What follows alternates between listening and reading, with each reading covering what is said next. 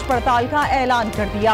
हुकूमत को हर यूनिट पर ₹2.63 नुकसान हो रहा है। नून लीग ने दुनिया के सबसे महंगे सोलर प्लांट्स लगाए, कहा LNG की तहकीकात नैब करेगा। बिजली की कीमत में इजाफा मौखर, ECC के आइंदा इजलास में बहस होगी।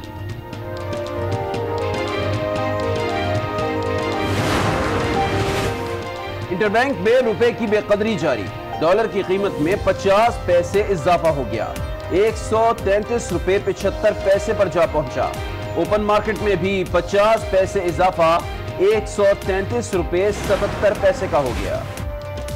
सुप्रीम कोर्ट ने कोरंग नाला तजावजात पर नज़रसानी की दरखास्तें मुस्तरद कर दी। मुसम्मा असगर को इंसानी हमदर्दी की बुनियाद पर 4 माह की मोहलत। हमारे बुनियादी हुकूक की खिलाफ वर्जी हो रही है, हमें भी जीने का हक है। वकील की अपील, आपके खुद साख्ता हुकूक मुतासिर हो रहे होंगे, लोगों का रास्ता रोक कर कहते हैं जीने का हक है। चीफ जस्टिस का जवाब।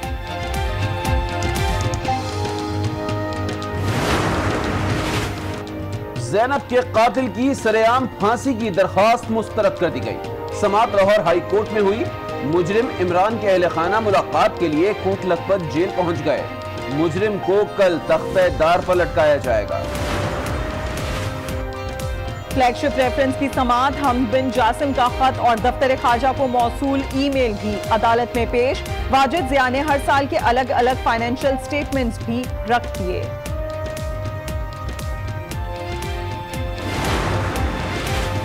और गुलारची में यूनिफॉर्म ना पहनने पर हेडमास्टर ने तलबा को स्कूल से निकाल दिया। तलबा का एहतजाज, टायर जलाकर नेशनल हाईवे को ब्लॉक कर दिया। गरीब हैं, यूनिफॉर्म नहीं खरीद सकते, सिंध हुकूमत फराहम करे, बच्चों का मुतालबा।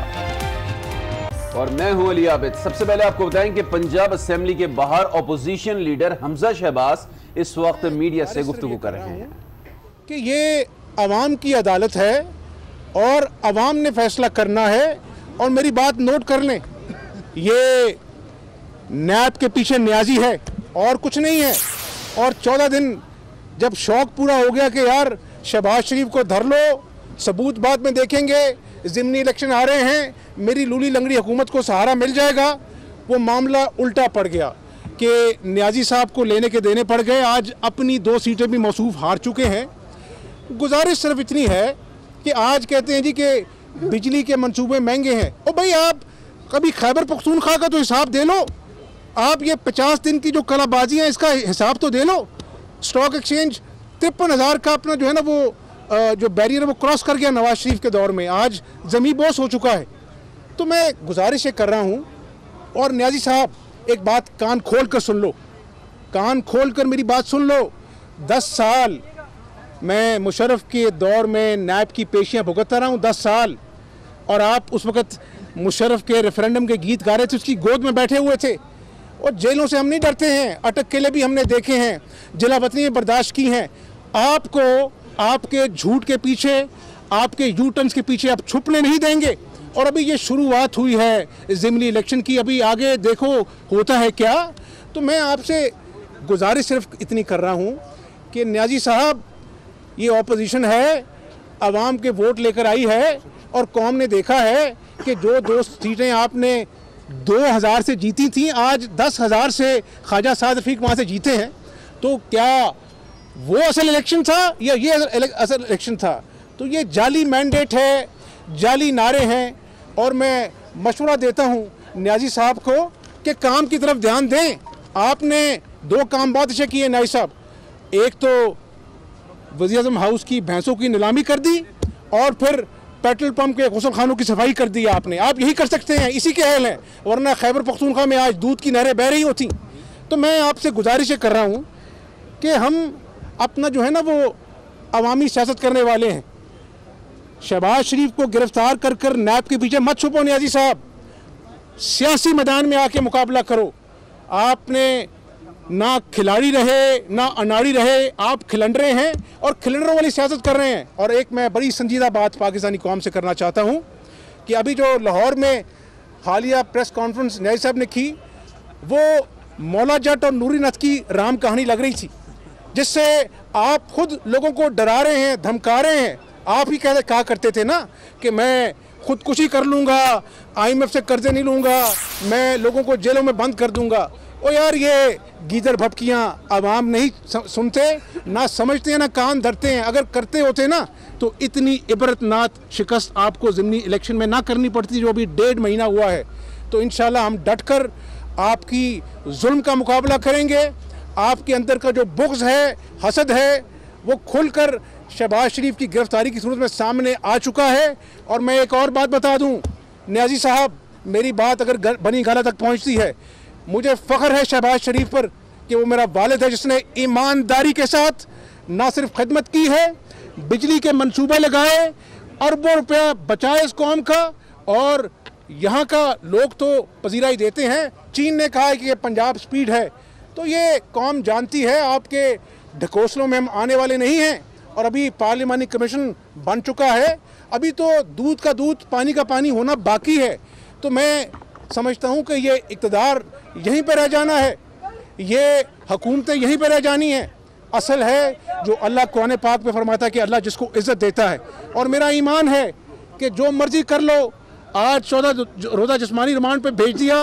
कब्जा ग्रुप, पंजाब बैंक के लुटेरे पंजाब असेंबली में स्पीकर बन के बैठे हैं। शहबाज शरीफ लौटेगा और इज्जत के साथ दोबारा लौटेगा इंशाल्लाह। आपने सोली कैंपेन चलाई, आपने कहा कि आगे आगे देखिए होता है क्या।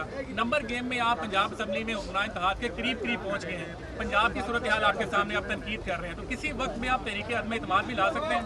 देखें, हम जमहूरी रवायात पर यकीन रखने वाले लोग हैं और यहीं पर जो पंजाब बैंक पे जिन्होंने डाका डाला, उन्होंने हमारे वोटों पर डाका डाला, फिर वो वोट पूरे हुए। तो हम चाहते हैं कि पंजाब असेंबली के बाहर opposition leader Hamza Shahbaz media से गुफ्तगू कर रहे हैं, जिसमें वो कहते हैं कि नियाज़ी साहब को अब लेने के देने पड़ गए हैं और इमरान खान ने जो नशिस्तें छोड़ी थी उनमें भी वो 2 हार चुके हैं। अवाम की अदालत में जो है वो फैसला आ चुका है। इमरान खान पहले KPK का हिसाब दें, उसके बाद हमारे ऊपर तनकीद करें।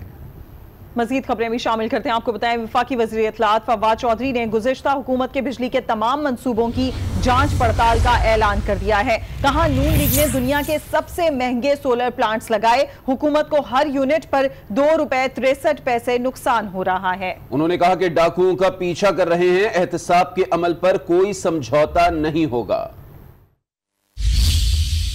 कायद-ए-आज़म सोलर प्लांट भिक्की, हवेली बहादुर शाह, बल्लो की, साहिवाल कोल, पोर्ट कासम, दुनिया की महंगी तरीन बिजली, तो ये PMLN के प्लांट्स लगाए हुए प्लांट्स जो है ये पैदा कर रहे हैं। इन तमाम प्लांट्स के ऊपर ऑडिट का हुक्म दिया गया है। लीगी हुकूमत के कारनामे, मंसूबों में करप्शन के पैमाने, वफाकी वजीर इत्तलात फवाद चौधरी ने सब कच्चा चट्टा खोलने का ऐलान कर दिया। ये जो प्लांट्स लगाए गए शहबाज शरीफ साहब की हुकूमत में, कायद-ए-आज़म सोलर प्लांट जो है, इस वक्त उसकी जो कीमत है फी यूनिट वो 17 रुपए फी यूनिट में पड़ रहा है। और ये दुनिया का सबसे महंगा सोलर प्लांट 34 से 36 अरब रुपया हर महीना गर्दिशी कर्जे में इजाफा कर रहे हैं। इस्लामाबाद प्रेस कॉन्फ्रेंस में फवाद चौधरी ने कहा कि डाकुओं का पीछा कर रहे हैं, एहतसाब के अमल पर कोई समझौता नहीं होगा, एक एक मंसूबे की जांच पड़ताल होगी। जब हम ये कहते हैं कि चोरों और डाकुओं का एहतसाब होना चाहिए, तो वो कहते हैं ये लफ्ज़ मुनासिब नहीं है, ये तरीका मुनासिब नहीं है। तो क्या ये तरीका मुनासिब है जो पाकिस्तान के लोगों के साथ किया गया? जहाँ पे आप एहतसाब का कहते हैं, वहीं पे जमहूरियत खतरे में पड़ जाती है। दही बल्ले वाले के अकाउंट से 2.5 अरब निकल आए, जिनकी 3-3 बरसियां हो गई हैं, उनके अकाउंट में वो उनसे करोड़ों रुपया निकल रहा है। लेकिन जनाब, जमहूरियत खतरे में आ जाएगी अगर आपने इनका एहतसाब किया। वफाकी वजीर इत्तलात ने तब्दीली की नवीद भी सुनाई, कहा पॉलिसियों पर काम हो रहा है, समरा जल्द नजर आएंगे। हमारी जो पॉलिसीज हैं वो चल रही हैं, इंशाल्लाह हमें सिर्फ 8 से 10 महीने ही चाहिए होंगे और आप देखेंगे कि इंशाल्लाह ये जो सारा आपको पिछली हुकूमत का कारनामे हैं जो आपके सामने हैं वो आपके ख़त्म होंगे, आपके सामने एक नया पाकिस्तान उभर कर सामने आएगा। वजीर इत्तलात का मजीद कहना था कि बैरून मुल्क दौरों के अखराजात में वाज़ेह कमी की गई है। सियासत में तहरीक इंसाफ ने एक नई जहत मुतारिफ कराई है जिसका तमाम जमातें मिलकर भी मुकाबला नहीं कर सकती। फौरी खबर आपको दें कि वज़ीर आज़म हाउस के बाद अब वजारत मवासलात की गाड़ियों की नीलामी का भी ऐलान कर दिया गया है। वज़ीर मवासलात मुराद सईद कहते हैं 1 हफ्ते में 269 गाड़ियां नीलाम करेंगे। हम खबर शामिल करें। नैब ने शहबाज शरीफ से इब्तदाई तहकीकात की रिपोर्ट अदालत में जमा करा दी है। नैब ने रिपोर्ट में शहबाज शरीफ पर करप्शन का इल्जाम आयद किया है। इस बारे में मजीद बात करेंगे, हमारे साथ मौजूद हमारे नुमाइंदे सईद बलोच से। सईद बलोच, बताइएगा इस रिपोर्ट में क्या कहा गया है? जी बिल्कुल, ये रिपोर्ट नैब ने तैयार की है और ये अदालत में भी जमा कराई है और इसी रिपोर्ट की बिना पर ही उन्होंने साहब अदालत की इस्तदा की थी कि उनकी मजीद तहकीकात शहबाज शरीफ की करनी है, लिहाजा रिमांड दिया जाए। इस रिपोर्ट में ये कहा गया है कि मियां शहबाज शरीफ ने गलत तरीके से और बेज़ाब्तगी करते हुए जो लतीफ एंड सन्स को, जिसको आशियाना इकबाल हाउसिंग स्कीम का कॉन्ट्रैक्ट दिया था, उसे मनसूख किया। और उसमें रिपोर्ट में यह भी कहा गया है कि मुकर्ररा मुद्दत में किसी लतीफ एंड सन्स के खिलाफ कोई कंप्लेंट दर्ज नहीं कराई, लिहाजा इन्होंने गलत तरीके से इसके लिए इंक्वायरी की। मियां शहबाज शरीफ ने एक कमेटी बनाई और फिर इसकी इंक्वायरी की और फिर उस इंक्वायरी की रिपोर्ट की रोशनी में जो केस है वो एंटी करप्शन एस्टेब्लिशमेंट को दिया गया। रिपोर्ट में यह भी कहा गया है कि इस सारे अमल में फवाद भी उनके साथ शामिल थे और उनकी मिली भगत से ही मियां शहबाज शरीफ ने लतीफ सन्स का कॉन्ट्रैक्ट जो है वो उसे मनसूख किया और फिर उसे दूसरी कंपनी को दे दिया गया। इसके साथ साथ इसमें यह भी कहा गया है कि रिपोर्ट में ये इल्जाम भी लगाया गया है कि आहत चीमा जो कि साबिक LDA के DG थे, वो भी इसमें मुलविस हैं और उन पर करोड़ों रुपए की रिश्वत का भी इसमें जिक्र किया गया है। तो उन्होंने ये भी इसमें कहा कि जिस रिपोर्ट के मुताबिक के मियां शहबाज शरीफ ने जिस बुनियाद पर ये ठेका दूसरी कंपनी को दिया और कहा कि उन्हें कंप्लेंट्स मौसूल हुई थी, तो मियां शहबाज शरीफ उस कंप्लेनेंट का नाम भी नहीं बता रहे और उनसे कई बार पूछा गया है। शहबाज शरीफ से मुताल्लिक इब्तदाई तहकीकात की रिपोर्ट अदालत में जमा करा दी है। सईद बलोच अपडेट कर रहे थे, बहुत शुक्रिया आपका। फौरी खबर आपको ये दें कि कंदकोट के इलाके तनगवानी में हैबत शहीद रेलवे फाटक पर ट्रेन की रिक्शे को टक्कर से 13 खवातीन जाँ बहक हो गईं, जबकि 3 बच्चे जख्मी हो गए हैं। मजीद जानेंगे, आज न्यूज़ के नुमाइंदे हुजूर बख्श मंगी हमारे साथ मौजूद हैं। हुजूर बख्श, सबसे पहले तो ये बताइएगा हादसा कैसे रोनुमा हुआ और ये जो 3 बच्चे जख्मी हैं इनकी हालत कैसी है?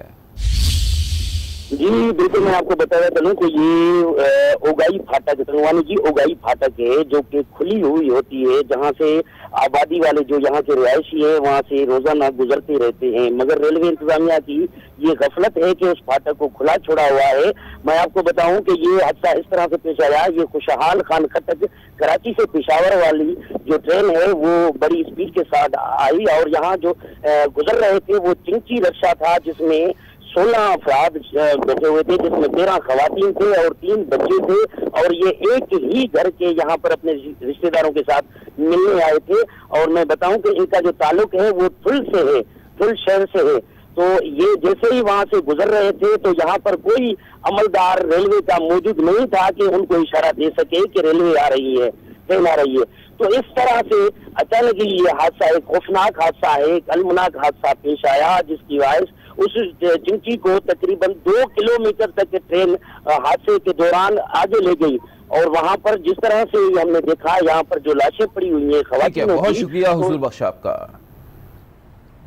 सुप्रीम कोर्ट ने बनी गाला तजावुज़ात केस में कवायद ज़वाबित पर पूरा ना उतरने वाली कंपनीज को लीज मंसूख करने और 10 रोज में तजावुज़ात मिसमार करने का हुक्म दे दिया। चीफ जस्टिस कहते हैं वजीर आजम इमरान खान का घर सबसे पहले रेगुलराइज होगा और जुर्माना भी देना होगा। चीफ जस्टिस ने मजीद कहा कि यह सियासी बयान नहीं, वजीर आजम को बता दें।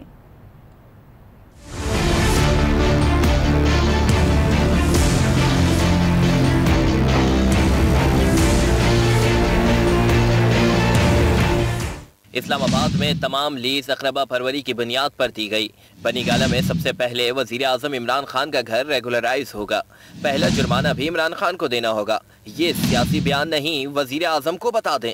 ये अल्फाज चीफ जस्टिस ने बनी गाला तजावुज़ात केस में इमरान खान के वकील पावर एवान को मुखातिब करते हुए कहे। चीफ जस्टिस ने राजी की लीज रकम में इजाफे का इंदिया देते हुए कहा कि जानबूझकर लोगों को नवाजा गया। सिर्फ अदालत में बैठे लोग ही मुंसिफ नहीं, हर बाइख्तियार शख्स को अपने तौर पर इंसाफ करना चाहिए। गाला में मकीनों की वकील आयशा हामिद ने बताया कि बनी गाला जोन 3 में होने वाली तमाम तामीरात गैर कानूनी है, जिसमें सुप्रीम कोर्ट भी शामिल है। जिस पर चीफ जस्टिस ने कहा, क्या सुप्रीम कोर्ट और पार्लियामेंट हाउस को गिरवाना चाहती हैं? एडिशनल अटॉर्नी जनरल बोले, जोन 3 में सिर्फ कॉन्स्टिट्यूशन एवेन्यू आता है, सुप्रीम कोर्ट नहीं। अदालत ने गैर कानूनी लीज से मुतालिक चेयरमैन CDA से रिपोर्ट तलब करते हुए समाअत 22 अक्टूबर तक मुलतवी कर दी। फौरी खबर आपको यह दें कि वजीर आजम इमरान खान ने पार्टी रहनुमाओं का इजलास आज शाम तलब कर लिया है। अपोजिशन की जानिब से कौमी असेंबली के इजलास में मुमकिन एहतजाज पर मुशावरत होगी। मजीद जानेंगे इस्लामाबाद से आज यूं के नुमाइंदे आसिफ नवीद हमारे साथ मौजूद हैं। आसिफ, आज शाम इजलास तलब किया है वजीर आजम इमरान खान ने, क्या अपडेट्स हैं? देखिए, वज़ीर आज़म इमरान खान ने जो है कि अहम तरीन इजलास आज तलब किया है। गुज़श्ता रोज भी एक इजलास हुआ था जिसमें जो है ज़िमनी इंतखाबात के हवाले से जो है तबादला ख्याल किया गया था, लेकिन आज भी इसी नौयत का एक इजलास तलब किया गया है जिसमें आइंदा की हिकमत अमली तय की जाएगी और बिलखुसूस जो इजलास होने जा रहा है कौमी असम्बली का, उसमें मुमकिन जो एहतजाज है उस पर मशावरत होगी। इस हवाले से पार्टी रहनुमाओं को तलब कर लिया ताकि हुकूमती नुक्ता नज़र को मौसर अंदाज में पेश किया जाए। इसी हवाले से तमाम हिकमत अमली तय की जाएगी और शाम 6 बजे वज़ीर-ए-आज़म ऑफिस में इजलास होगा जिसमें तमाम मरकजी जो क़यादत है उसको खुसूसी तौर पर मदऊ किया गया, जिसका जो मेन एजेंडा यही होगा कि जो मुमकिन एहतजाज करने जा रही है अपोजिशन कौमी असम्बली इजलास में उसके हवाले से मशावरत की जाएगी। बहुत शुक्रिया आसिफ आपका।